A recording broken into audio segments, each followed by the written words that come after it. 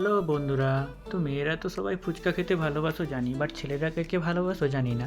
আমি ভালোবাসি খেতে। তো আজকে ডিউটি ছুটির পরে খেতে গিয়েছিলাম ফুচকা, কারণ খুব খিদে পেয়েছিল। এইভাবে কাকু ফুচকা বানায়, মানে ফুচকারই একটা আইটেম যেটাকে মশলা পুরি বলে আর কি এখানে। মানে ব্যাঙ্গালোরে এই যে স্ট্রিট ফুড আছে তার মধ্যে এটা একটা স্পেশাল মশলা পুরি। তো 35 টাকার প্লেটে মাত্র 5টা কি 6টা ফুচকায় আসে এরকম। ভেঙে দিয়ে দেয়, তার উপর থেকে সেদ্ধ করা সবুজ মটর, তারপরে একটু দিয়ে দেয় কাঁচা লঙ্কার একটা মশলা।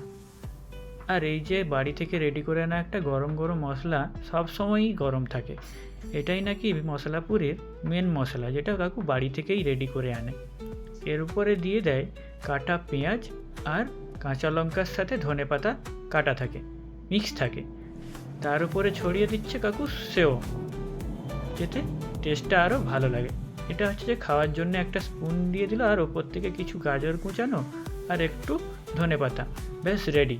তো এইগুলো তো ব্যাঙ্গালোরে যারা আমরা বাঙালি থাকি তারা জানি এইভাবে দেখতে হয়, তারাও খেয়েওছি। কেমন হয়েছে তোমরা জানিও।